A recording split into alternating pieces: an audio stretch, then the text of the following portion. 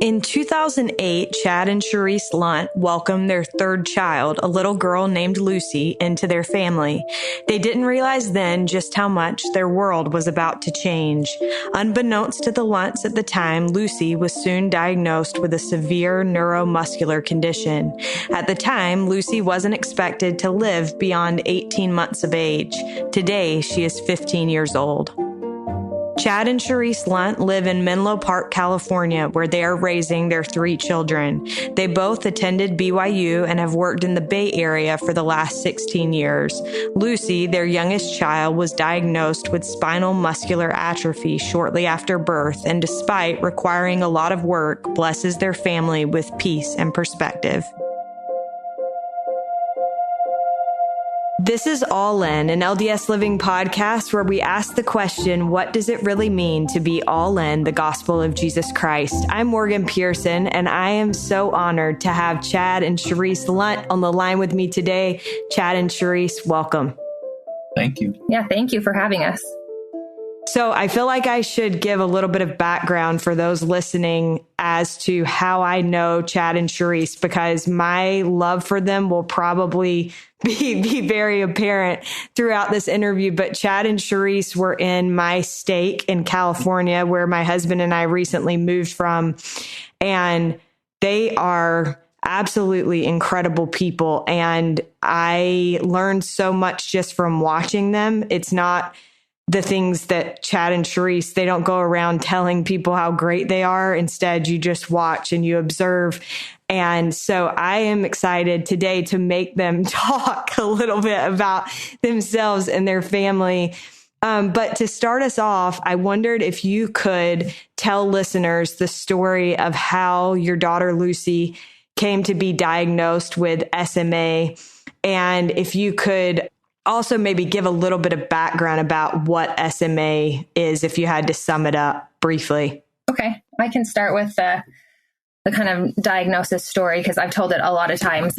We had just moved to California, and we had Dallin and Josie. Lucy was born on Josie's 3rd birthday, and Lucy was born. She passed all her newborn screenings. In hindsight, there are a lot of things that we just didn't realize were kind of big things, but she was born typically a healthy baby with no issues. She always kind of had trouble latching on when she was nursing. Mm-hmm. And I think there was a long time where every night Chad and I would take turns taking her on drives, because we thought that she was just colicky. And so those were some of the things that we had kind of noticed. And at 3 or 4 months, we noticed that she was a little bit floppy. So like when I would hold her on my lap, like after a few minutes, her head would kind of flop to the side. And when we would put her on her tummy, she would just lay there. And I never thought that it was something big. But when I took her to, I think, her 4-month well child appointment, I just mentioned it to her doctor, and her doctor said, well, just show me, like, put her on her tummy and show me what you mean. So I put her on her belly, and I could tell that she was thinking about like what it could be. And she asked if she could step out for a minute. So she stepped out of the clinic, and she was gone for a few minutes. And when she came back in, she said, I want you guys to meet with a neurologist next week. And so we set up an appointment for the next week. And during that whole week, Chad had done some research. And do you want to tell that part?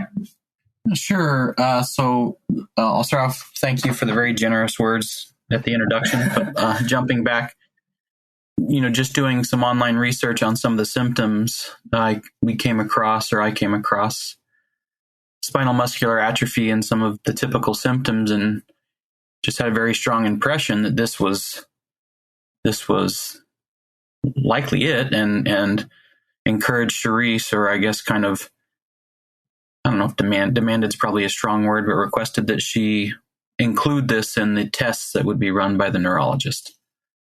Yeah. And he also had sent an email out to family saying, like, Lucy could have a potential, diagnosis, like, please pray for her. And I remember calling my sisters and saying, I think he's crazy. Like, I don't know why he would think this, but it's a little crazy to me. And so when we went in for the appointment the next week, he had sent me a text. And while we were in the office with the neurologist, she was kind of like hitting her knee with a little reflex hammer. And we were just kind of talking through kind of like some of the things that we had noticed. And while I was in the office, I got a text from Chad, and he said, make sure she checks for spinal muscular atrophy. So I showed her my phone and I said, my husband really wants you to check for this. And she says, oh, I really hope not, but let's just include it in the panel. And so she did, and we went downstairs and, did the labs, and then went home, and we had to wait a couple weeks for the results. And when the doctor called us for the results, she just said, can you guys meet with us on Friday? And it happened to be a day that Chad didn't have work. So we met with her. We went to a different office, which would have been a big clue that something, they had something big to say to us. So we went to a different office. It was just Chad, me, and Lucy. And they had set us in a room, and the neurologist came in, and after our pediatrician came in, and that's when I knew, like, oh, this is going to be big news. And then they just jumped right in and said, Lucy has spinal muscular atrophy. And while they were saying, like, we're so sorry, I still didn't really know what this would mean for our family. But Chad did. Like, he already had known what the diagnosis was. He had researched, or at least had known, like, some of our future, and I didn't. And so that's how we found out. And before Chad saw the spinal muscular atrophy and had that impression, had anybody mentioned that it could be that? No, it's actually a really hard diagnosis, because they usually will test for other diagnosis before it's kind of worst case scenario. Right. Mm-hmm. So, Chad, do you feel like because you had researched and stuff, did you feel more prepared to receive that news? You can't prepare for that. You just, it was just, maybe you brace a little bit. I don't know. I don't know how to describe it other than I just kind of was there and felt the moment. And anyway, it was heavy news. Yeah. Yeah.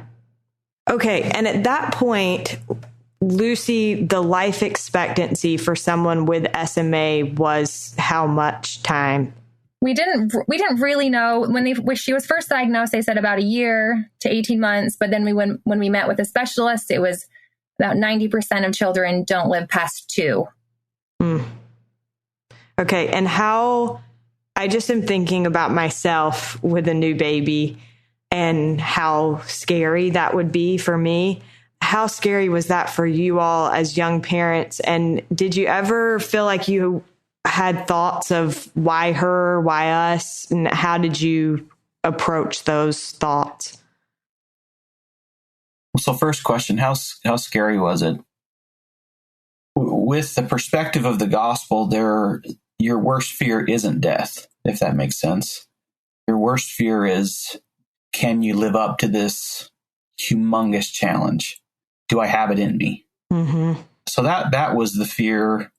That was the concern for me is the amount of work and challenge and heartache for your family and your other 2 children to be stoic and show optimism and confidence and faith when you're managing a pretty challenging thing. So I think that was the first question, as far as how scared. And then what was the second question? Sorry. Second question was, did you ever have thoughts of why her, why us? Yeah, I didn't process that question until maybe 4 years later when someone who was doing a recording about Lucy asked us that question. I didn't really have those questions then, but I did have the thought when they asked us that, thinking about it after having some years of perspective. And I don't want this to sound more than it is, but the thought kind of came to me of, why not us? In that we had, maybe Cherisse will say something different, but felt like we had a good marriage. We had two healthy children who loved and encouraged Lucy. We had a stake and ward community who loved us and sacrificed and helped us. We had loving and supporting family, some who lived close during that time to be with us and care for us. We had wonderful, faithful examples on both sides with parents.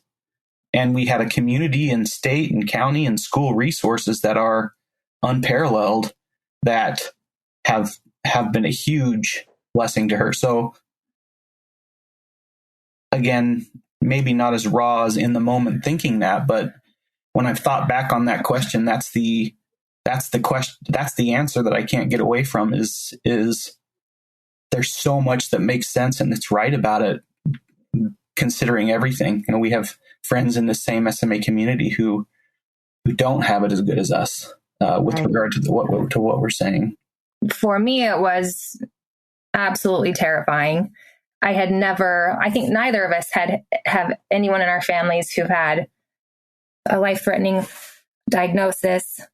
I grew up in a small town where there wasn't a lot of diversity.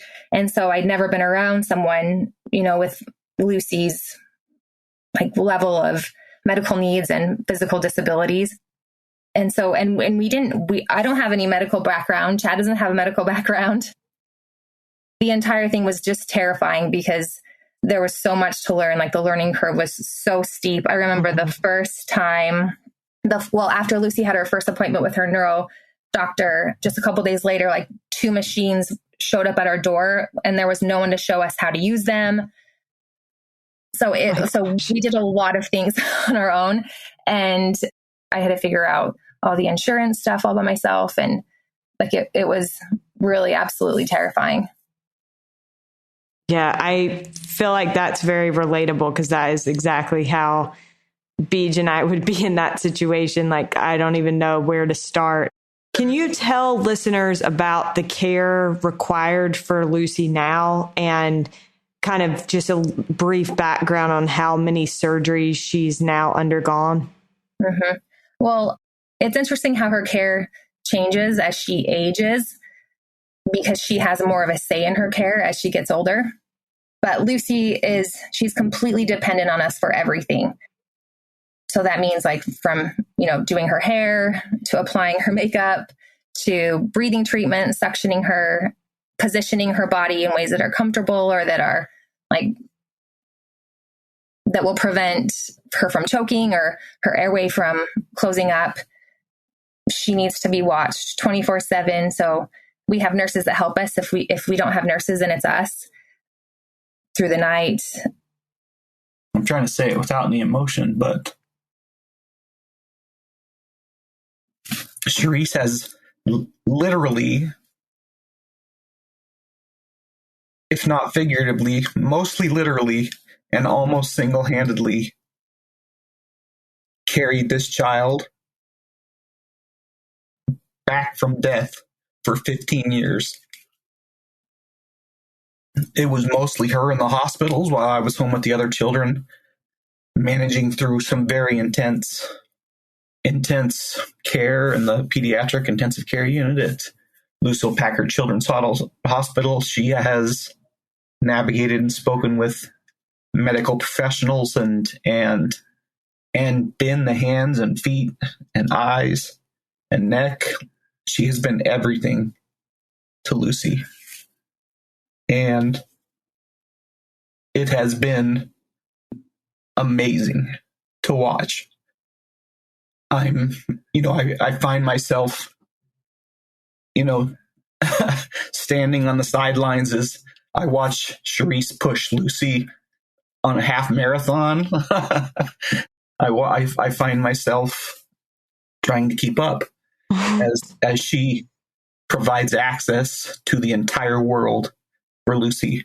And she does it by advocating at school, at church, at everywhere. Cherisse has given her entire existence to allowing this little girl to access the world. And I take no credit.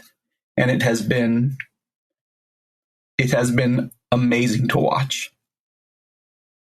Well, it's a good thing that I'm not on video right now because I'm getting emotional right there with you, Chad. For those that don't know Lucy, I will give my perspective of what Lucy is like as a teenager. Lucy loves makeup. Lucy loves Taylor Swift. Lucy is working on multiple books at the same time. And she sang at our ward's 4th of July breakfast, a solo. She's incredible. And so I wondered, how have the two of you approached a situation where you don't ever know? I guess none of us know how much time we have with anyone, but in her situation, you don't know how much time you'll have with her, but you also want to encourage her to live her life to the fullest. And I'm curious how the two of you have managed to do that, because you've done a beautiful job of it. Well, I think it's actually kind of a scary thing to send her out into the world just from a medical perspective. Like, we worry about her getting sick. Even a common cold could be fatal.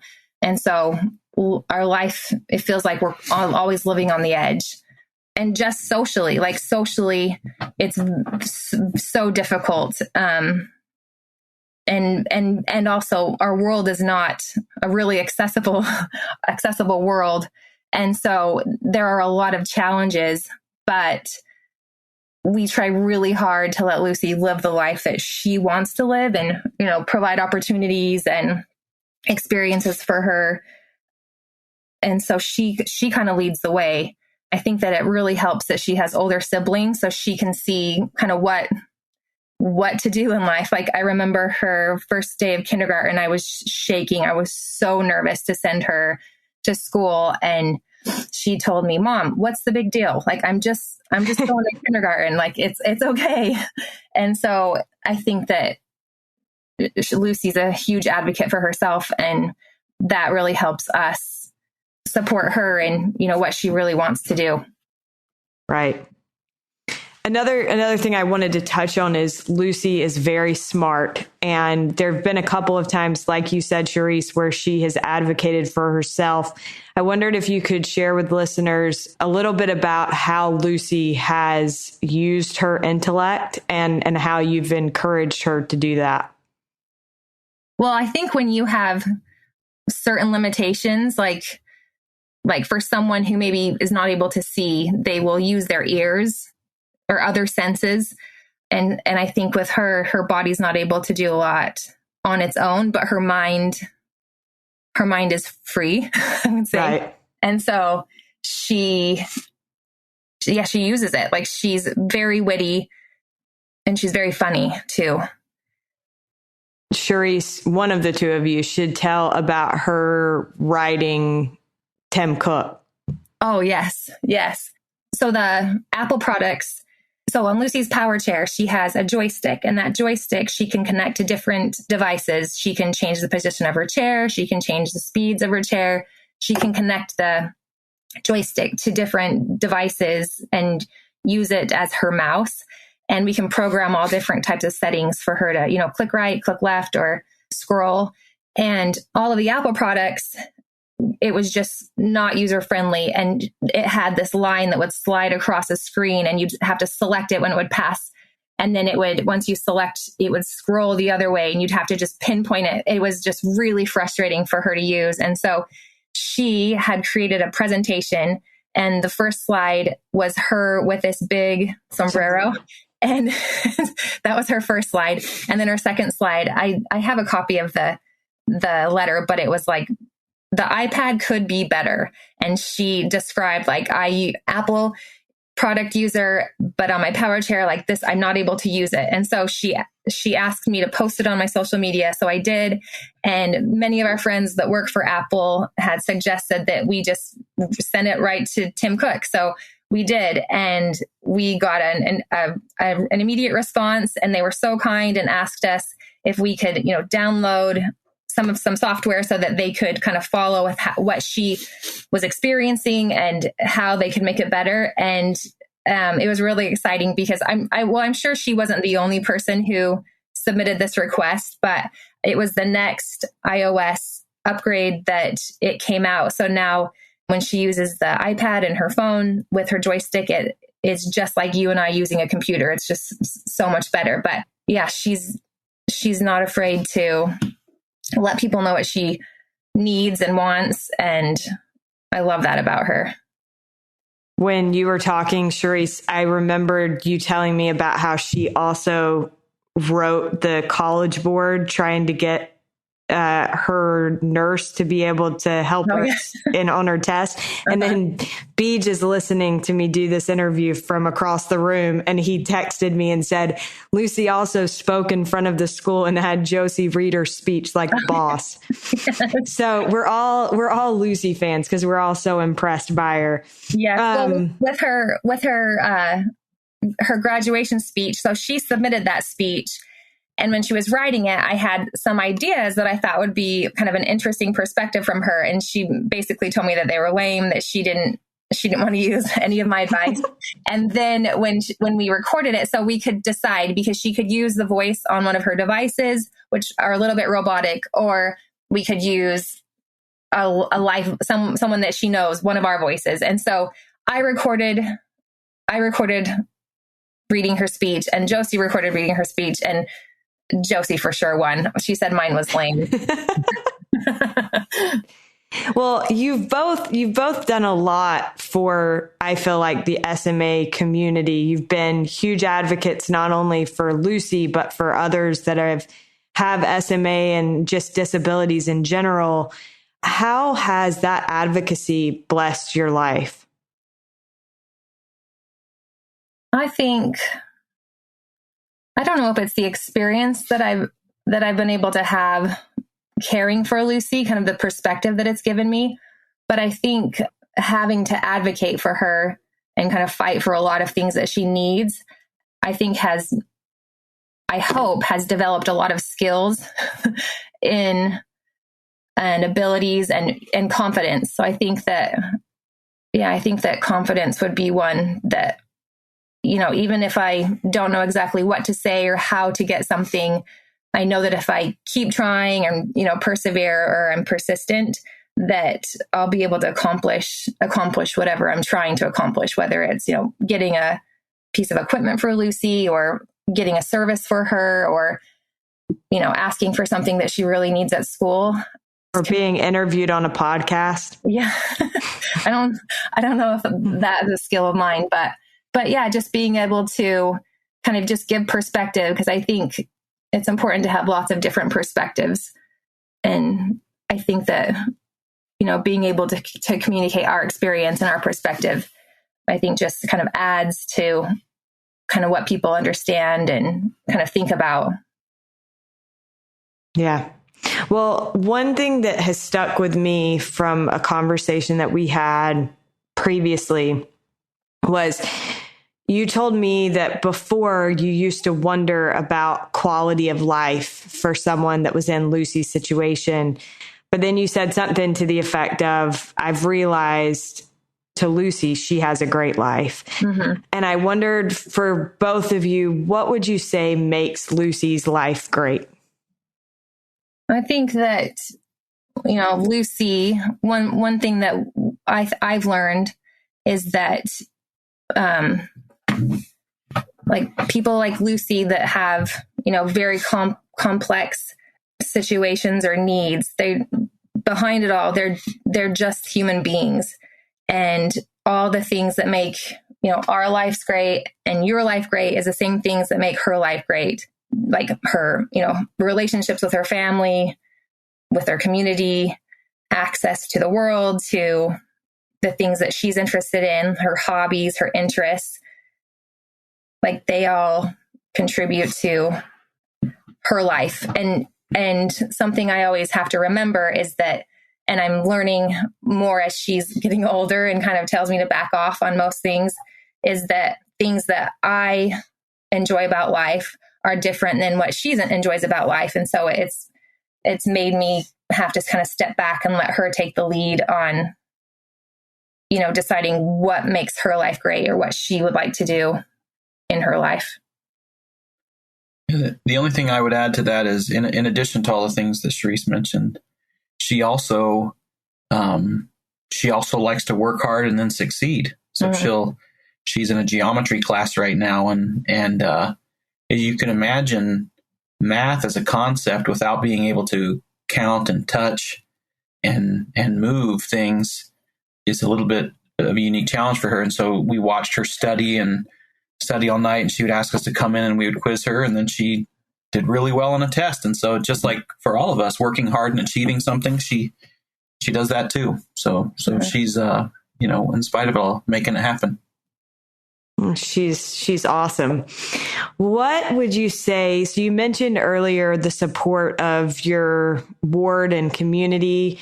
What have you learned about ministering in the Savior's way as you've experienced the ministering of others around you? Something that I've learned through other people's ministering or, serving us is that it never needs to be something big or something super thoughtful. It can just be, hey, I'm praying for you guys, or just a popping in to say hi, or just thinking of us. And so that's helped me realize that I don't need to, cook an elaborate meal for somebody, and I don't need to make a quilt or, anything that's time consuming, that it's just like the kindness and being thoughtful and genuinely loving and caring for others that is really ministering. I would say it seems like when someone approaches you and wants to have a conversation about something hard you're going through, it's human nature to kind of want to compare and relate to that other person through what you perceive to be a similar challenge or similar trial or comparable challenge. And I think that I remember early on people would share their problems with us, and then they would feel bad for sharing them with us because, but what you're dealing with is so much worse. And I think that what I've learned from that is that it doesn't matter the magnitude or scale of the problem to some extent. It's just you're going through something hard too. And so, as you compare the Savior, who has experienced all of those, no matter the magnitude or scale, he's not tempering or reducing his care in the same ratio of the severity of your challenge. He's loving you, and he's saying that's hard, and I'll be there with you. And anyway, maybe too many words, but that's how I felt about it. Is that I've just learned that people are going through hard things, and hard is hard. It doesn't matter if it's a situation like Lucy's or you didn't get a job that you wanted. Like if someone's hurting and is going through something hard, that you don't have to measure the care or the sympathy or empathy that you're sharing. That hard is hard. Anyway. Absolutely. I think that's such a good point. And I think, Cherisse, your point was so good as well. I think that's one thing that I learned from the ward that we were in together, is that ministering looks a lot of different ways, and you can bring the thing that you're good at, or the way that it feels comfortable to you to minister. You bring that. You don't have to do something that's, terribly out of your comfort zone in order to minister.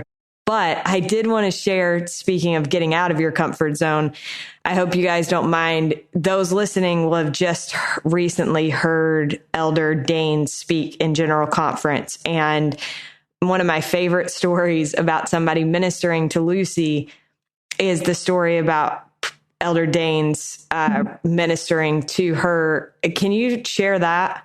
Okay, I'll share the story that I shared. We have actually so many of him ministering to our family and to Lucy, and they're just darling.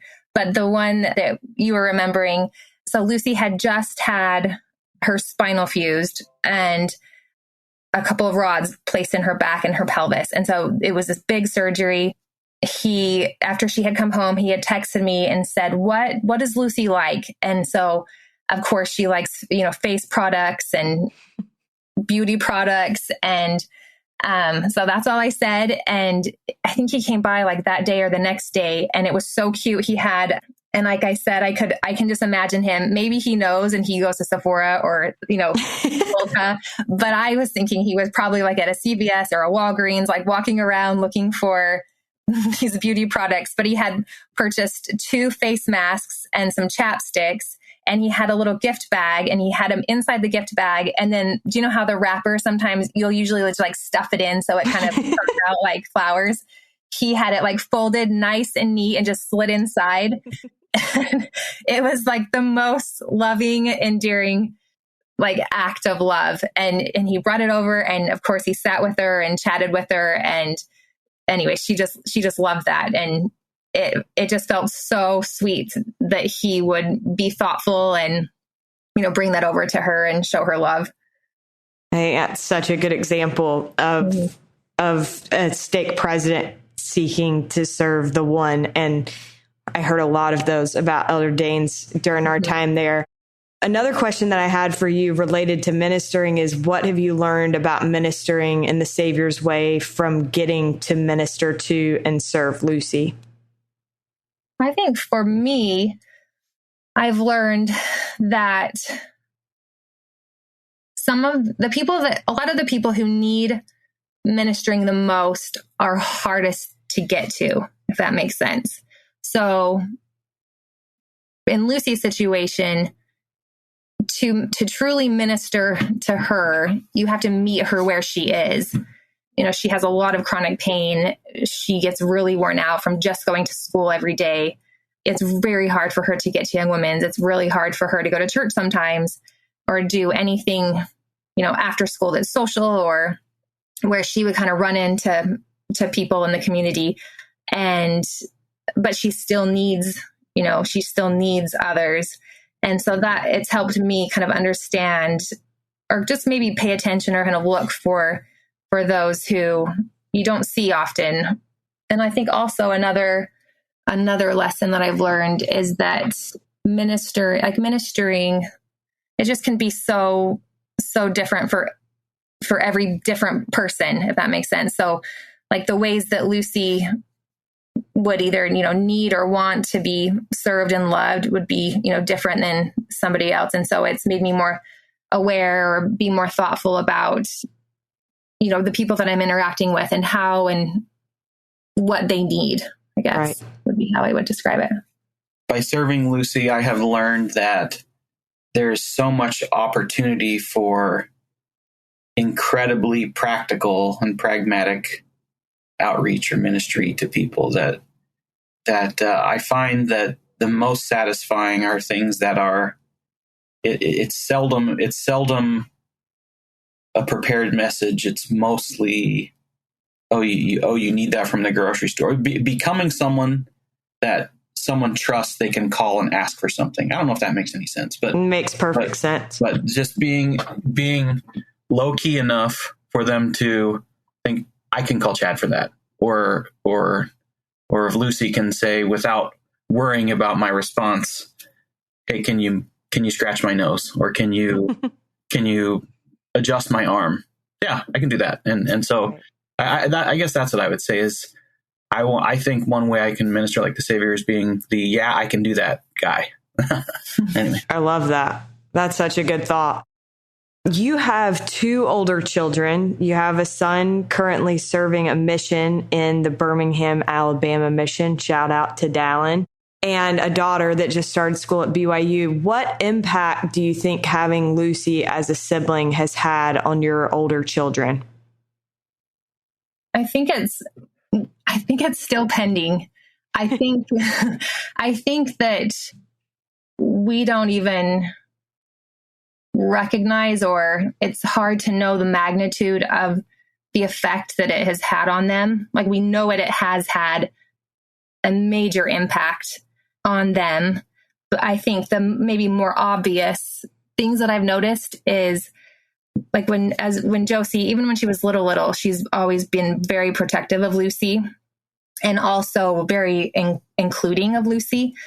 And that doesn't just extend to Lucy, it extends to friends at school, or if she sees someone who is kind of shy or off to themselves, she wants to include them I remember going to the movie theater once, and we were, just walking out after the movie, and I couldn't see Josie. And so I, looked around, and she was behind me, and she had noticed somebody in a wheelchair that was trying to get through the door, and she had run to open it and hold it open for them. And Dallin, when he was in middle school, he never told me, but he had volunteered to go to, for his PE period, he had volunteered to go to the PE class that had all the kids with different disabilities so that he could, interact and help them, which he never told me. The PE teacher had told me when I ran into him. So I know that it has affected them in many, many ways. But it's, like I said, I think that as they get older and can process a little bit more, they'll be able to communicate more of what it has meant to them and kind of how it has shaped them. Because it's been their whole lives. Josie was 3, Dallin was 5. So it's hard to measure a difference. It's just how it's always been. Yeah. Chad, would you add anything to that? I would say things that I've seen and then things that I hope to see. Things I have seen, I know that they believe in prayer. I've seen, in really tense times, them suggesting and requesting prayers for help, and we've been able to recognize together when those answers came. I've seen them do the same thing for blessings and things like that. So I know they believe in prayer, and I think that anyone, I think that is not necessarily unique to us. I will say that the intensity of Lucy's care and situation has prompted or made the timing and speed of the response perhaps more noticeable. Another one is, I know that they know the plan, and that has been, again, life has a way of kind of securing and confirming the plan, but I know they know it, and I'll say probably until they were 13 or 14, anytime you were alone with them, or there was a quiet moment, or you would see them start to look contemplative, and then you would see their eyes get misty, and then they would say, "Mom or Dad, is Lucy going to die?" And it was surprising how frequently they asked that, but in every instance, from when we came home from that prognosis that we talked about at the beginning of the call till now, Cherisse and I were able to teach and testify about this plan. And so that's one of the I hopes, is that I hope they believe it at this point, that there's nothing more important than to Cherisse and I. And and as a result, I hope that at a minimum they know we believe it, and then hopefully at this point in their lives they believe it. Well, I want to come back to that, how our beliefs as Latter-day Saints have impacted your family and blessed your family. But before we get to that, I also wanted to ask, well, first of all, watching your family was really incredible to me and Beej. I think as a newly married couple, we paid a lot of attention to different couples in our ward and the way that all of you served. And I feel like in your case, you could very easily get a pass. You could, nobody would fault you for saying, that calling might be too demanding, or I can't go and do this. But you all were always serving, whether with an assignment or a calling or without one. How have you approached managing the demands of caring for Lucy while also seeking to serve others? Chad and I were talking about this before, and I don't feel like I get the opportunity to serve a lot outside of the home. I feel like inside of the home, I do a lot. But when I get a chance to do something for someone outside of the home, it's really exciting. And so, and I guess, service can come in all different ways. If you're not going to correct her, I will, Morgan. So there isn't a woman in our ward or stake who doesn't want to go on a walk with Cherisse.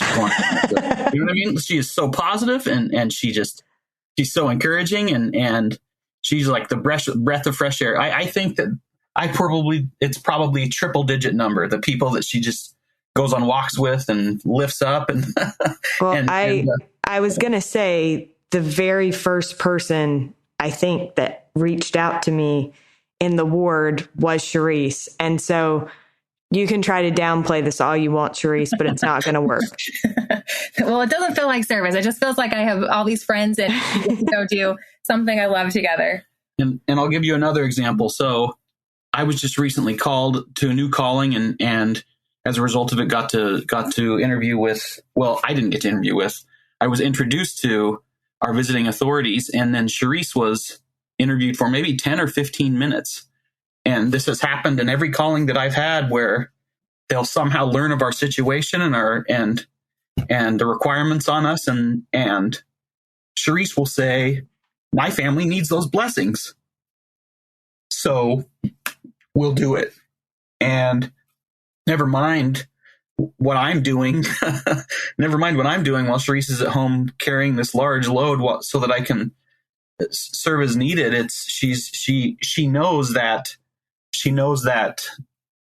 when we choose to serve the Lord, there are blessings there. And so she has made that possible for our family, that we can both serve in the church and also keep it together, so to speak, in the rest of real life. So anyway. For sure. Well, I think it's one of those things where, when somebody's just a natural at something, they don't even know they're doing it. That's how Cherisse is. Right. Before we get to our last question, I wanted to ask you, what does our belief as Latter-day Saints about the resurrection mean to your family as a result of being lucky enough to have Lucy? I think that it's everything. Like the resurrection, like it doesn't, we talk about the resurrection a lot. Like Lucy and I were talking about it the other day, and it doesn't downplay her earthly experience, because her earthly experience is important. It doesn't make it less hard than it is, but I do think that it softens the unfairness or the challenges of her life. Like I said, it doesn't mean that we don't try as hard to make this life experience the best that it can be and be positive and, create every opportunity that we can. But it really does mean everything. Like I said, when we're just playing around, I'll be dancing in her room and I'll say, what kind of dancing do you think you're going to do? Or I'll just ask her questions about her resurrected body. And we just it's just part of our normal conversations. But yeah, it's something that we really look forward to. Chad?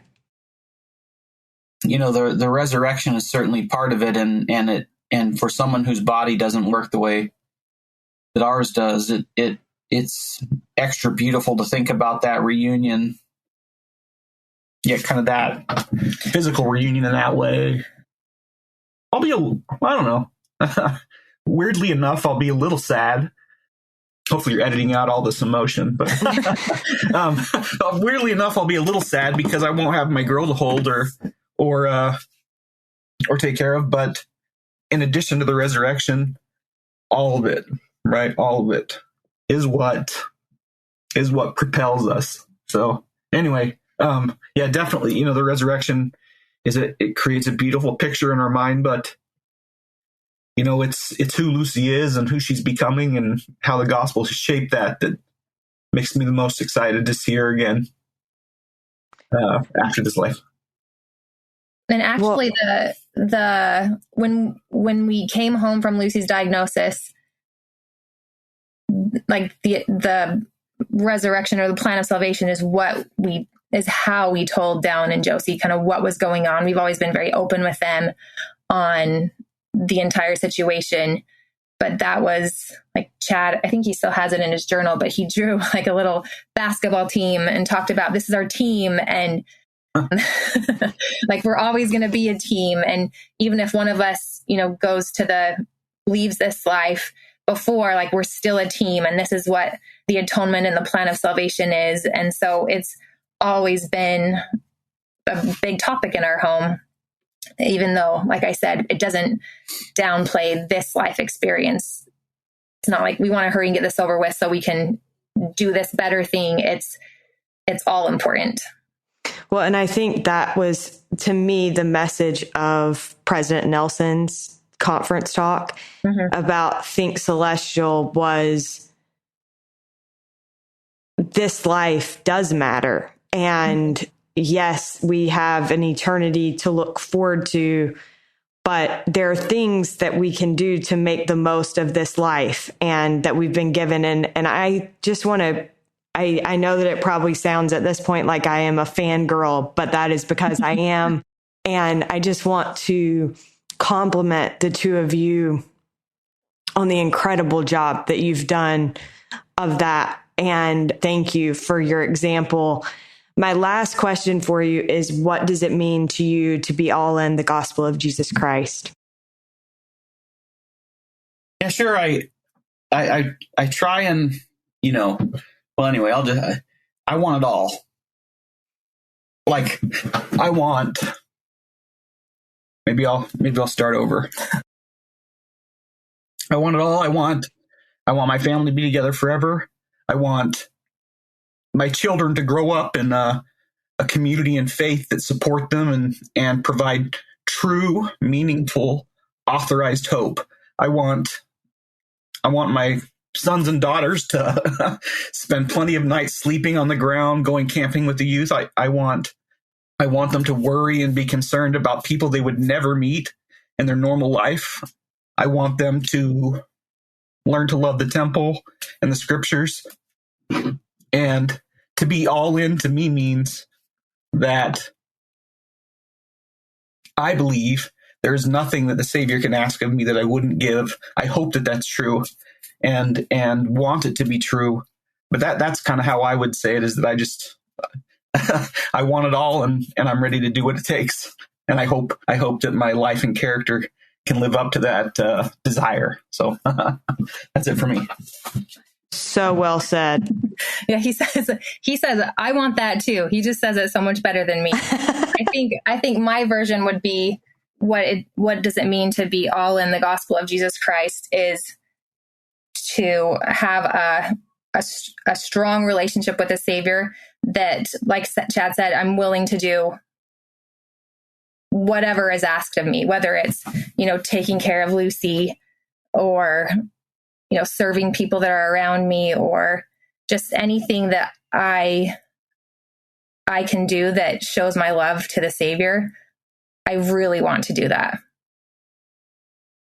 Well, thank you. I don't know if that makes sense, but it makes perfect sense. And I think that is exactly what you do. So thank you both so much for being willing to indulge me in this. And thank you for sharing Lucy with all of us. I am excited for more people to get to know her through this episode. Awesome. Thank you for having us. We are so grateful to Cherisse and Chad Lunt for joining us on today's episode and for reminding us that there is so much to be grateful for in this life. Big thanks to Derek Campbell of Mix It 6 Studios for his help with this episode, and thank you for listening. We'll look forward to being with you again next week.